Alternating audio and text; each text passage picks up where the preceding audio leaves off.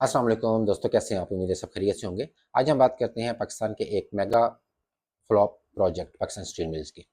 Pakistan steel mill बिलाशुबा Pakistan का एक बहुत बड़ा प्रोजेक्ट था। 1970s में रशिया के ताउन से सिंध में बनाया गया। तकरीबन 4000 एकड़ ज़मीन गवर्नमेंट ऑफ पाकिस्तान ने दी। बाकी टेक्निकल असिस्टेंस, इसकी मशीनरी, इसकी इंफ्रास्ट्रक्चर सारा रशिया ने उसको इन्वेस्टमेंट की। तो पाकिस्तान स्टील मिल्स ने फिर 1973 में अपना काम शुरू किया। जब अपना काम शुरू किया तो इसकी कैपेसिटी 5 मिलियन टन थी। तो उसके बाद चूँकि इसका इंतज़ाम गवर्नमेंट ऑफ पाकिस्तान के पास था, तो उसके अंदर सियासी भर्तियाँ, इसकी यूनियंस, इसके ब्यूरोक्रेसी की सियासी भर्तियाँ, गोश्त मुलाज़मीन, उन सब ने मिल-जुल के इसको दिन ब दिन तबाह से तबाह करते चले गए। हत्ता कि परवेज़ मुशर्रफ के दौर में उसने इसको सफ़ेद हाथी समझते हुए इसको बेचने की कोशिश की।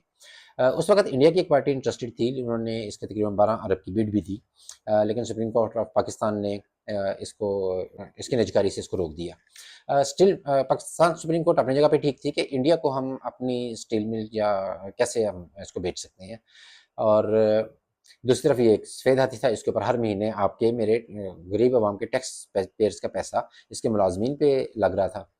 उसके बाद 12 अरब रुपए का इसको बेल आउट पैकेज दिया गया, जिसकी वजह से इसकी कैपेसिटी जो है वो 18% रह गई। इमेजिन करें, 18% कैपेसिटी पे एक इतना बड़ा इदारा चल रहा है। 2020 में इसके 9500 के करीब मुलाजमीन थे। ये रेगुलर मुलाजमीन हैं, ये वो मुलाजमीन नहीं है जो डेली वेजेस पे आते हैं या जो इनके वेंडर्स हैं, ये उनमें शामिल नहीं है। इसके अंदर इनके वो मुलाजमीन हैं जिनको हर महीने तनख्वाह देनी होती है, और वो तनख्वाह 18% कैपेसिटी से तो पूरी नहीं हो सकती।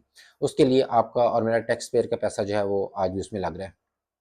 अब इसकी कंजम्पशन की बात करें तो ये स्टेनलेस स्टील बनाने की इसके पास कैपेसिटी है, इसके पास स्टील बनाने की कैपेसिटी है जो कि कंस्ट्रक्शन वगैरह में इस्तेमाल होता है। स्टेनलेस स्टील इस वक्त सियालकोट इसकी सब पाकिस्तान में सियालकोट इसकी सबसे बड़ी मार्केट है। सियालकोट में सर्जिकल इंस्ट्रूमेंट्स जो लोग बनाते हैं वो स्टेनलेस स्टील परचेज करते हैं, उसके इंस्ट्रूमेंट्स बनाते हैं, और इंस्ट्रूमेंट्स बना के तो उसको पूरी दुनिया में एक्सपोर्ट करते हैं, और ये इंडस्ट्री $0.5 बिलियन की एक्सपोर्ट कर रही है। इमेजिन करें, $0.5 बिलियन की। और स्टील हम कहाँ से परचेज कर रहे हैं? हम फ्रांस से, इंडिया से भी हम कर रहे हैं, लेकिन वो चूंकि स्मगल होकर आता है तो इसलिए वो हम किसी जगह पे इसको काउंट नहीं करते। तो हमारे जरिए मुबादला का एक बड़ा हिस्सा जापान और फ्रांस को जाता है स्टेनलेस स्टील खरीदने के बाद में। हालांकि हम उसी क्वालिटी का स्टील पाकिस्तान स्टील मिल से भी ले सकते हैं।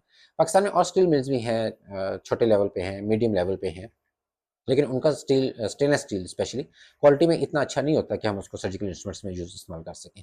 क्योंकि दो चीज़ें हैं, एक तो आपके पास हाई क्वालिटी का स्टेनलेस स्टील बनाने के लिए मशीनरी अच्छी होनी चाहिए, जो कि पाकिस्तान स्टील मिल्स में है, लेकिन ये स्मॉल और मीडियम लेवल की स्टील मिल्स में नहीं है। तो इंस्ट्रूमेंट्स के अंदर कैविटीज़ आती हैं, तो कैविटीज़ सर्जिकल इंस्ट्रूमेंट्स में नाकाबिले बर्दाश्त है। दूसरा, हमें इसकी कंपोजिशन में क्रोमियम एक इम्पॉर्टेंट पार्ट है जो 13 से 18% तक होना चाहिए, और स्टील के हर हिस्से में होना चाहिए।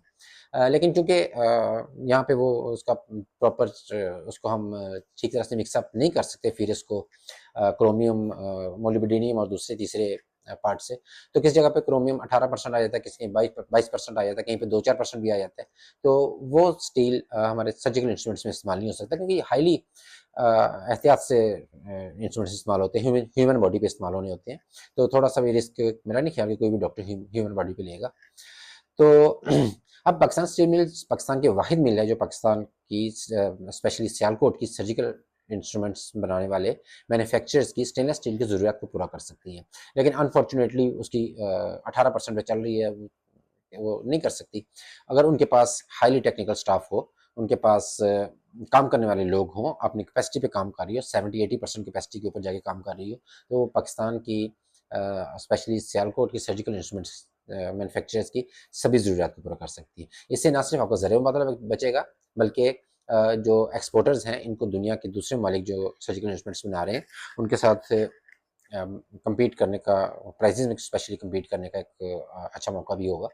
और हमारे एक्सपोर्ट बढ़ेगी मतलब ज़्यादा पैसे आएंगे। इम्पोर्ट के मद में जो पैसा हम बाहर के मुल्कों को भेज रहे हैं वो बचेगा, उसको हम अपने दूसरे लोगों की सेहत पे, लोगों की तालीम पे, इंफ्रास्ट्रक्चर्स पे, या सियासतदान खुद भी इस्तेमाल कर सकते हैं, करते हैं, इसको कोई बंदा कहीं पे रोक तो नहीं सकता, वहाँ पे इस्तेमाल कर सकते हैं। अब अगर स्टील मिल बंद पड़ी होती है तो इससे कुछ लोगों को फ़ायदा हो रहा है, और थोड़ा फ़ायदा हो रहा है, क्योंकि किसी ने 2 बंदे भर्ती करवा दिए, 4 बंदे भर्ती करवा दिए, 2-4 बंदे की तनख्वाहें जेब में डाल ली, इससे ज़्यादा उसका क्या फ़ायदा किसी को? कोई फ़ायदा नहीं है। लेकिन अगर स्टील मिल चल रही होगी तो रेगुलर बेसिस पे इन लोगों का भी ज़ाती फ़ायदा भी ज़ाहिर होगा। अगर चलाने के लिए अगर इनको सियासी लोग नहीं मिल रहे तो इसका इंतज़ाम ये किसी प्राइवेट बड़ी कंपनी को दे दें या एटलीस्ट लीज़ पे दे दें। बेचना नहीं चाह रहे, पाकिस्तान का एसेट है, नहीं बेचना चाहिए, मैं बेचने के बड़ा खिलाफ हूँ। इसको लीज़ पे दे दें। जो कंपनी इसको लीज़ पे लेगी वो इसको चलाएगी, इसकी प्रोडक्शन बनाएगी ताकि वो माल बेच के अपना प्रॉफिट अपने पास रख के गवर्नमेंट को टैक्सेस दे, मुलाजमीन को दे और ख़रीदार हैं उनको अपना माल बेच के तो करें। और इसकी कैपेसिटी बिलाशुबा इतनी है कि अगर सिर्फ स्टेनलेस स्टील बनाए तो स्टेनलेस स्टील सियालकोट की सारी ज़रूरत पूरी करके उसको दूसरे मुल्कों को एक्सपोर्ट भी की जा सकती है। इसकी क्वालिटी इतनी अच्छी है। अब इनकी मशीनरी जो है वो आज भी अगर उसके ऊपर प्रॉपर काम किया जाए तो वो उसको जदीद तो नहीं कहा जा सकता, लेकिन इस काबिल है कि वो एक अच्छी क्वालिटी का हमें मटेरियल प्रोवाइड कर सके। बल्कि पिछले दिनों मेरी बात हो रही थी, एक मेरी ट्विटर फ्रेंड है, प्रोफेसर रोज़ के नाम से उनका अकाउंट है। तो उनसे बात हो रही थी, वो मुझसे पूछना चाह रही थी कि लाहौर में अच्छे सीरी पाए कहाँ से मिलते हैं? तो मैं उनसे कह रहा था कि आप चूँकि कराची में हैं, तो कराची में मुझे नहीं पता कि वहाँ पे अच्छे सीरी पाए कहाँ से मिलते हैं। हाँ, मैं आपको ये बता सकता हूँ कि वहाँ पे बेहतरीन किस्म की भट्टियाँ और फर्नेसेस कहाँ पे हैं। आप अपना मटीरियल लेके वहाँ पे जाएँ, पाकिस्तान स्टील मिल में, उनकी भट्टियाँ, उनका फर्नेस दुनिया की बेहतरीन भट्टियाँ और फर्नेस माना जाता है। वहाँ पे जाके अपने सीरी पाए पकाएँ, अपना हिस्सा खुद खाएँ और मेरा हिस्सा मुझे भेज दें। लेकिन ये तो बहरहाल एक मज़ाक था। लेकिन खुदारा हम सब लोगों को सोचना चाहिए, इसमें सर्जिकल एसोसिएशन को अपना किरदार अदा करना चाहिए, चैम्बर्स को अपना किरदार अदा करना चाहिए, ब्यूरोक्रेसी और हमारे सियासतदानों को सोचना चाहिए कि किसी तरह से हम इस मेगा प्रोजेक्ट को तबाह बर्बाद होने से बचाएं और इसको दोबारा अपने पाँव पे खड़ा करें। आपका बहुत शुक्रिया। कल मिलते हैं इंशाल्लाह नए वीडियो के साथ। बहुत शुक्रिया। अल्लाह हाफ़िज़।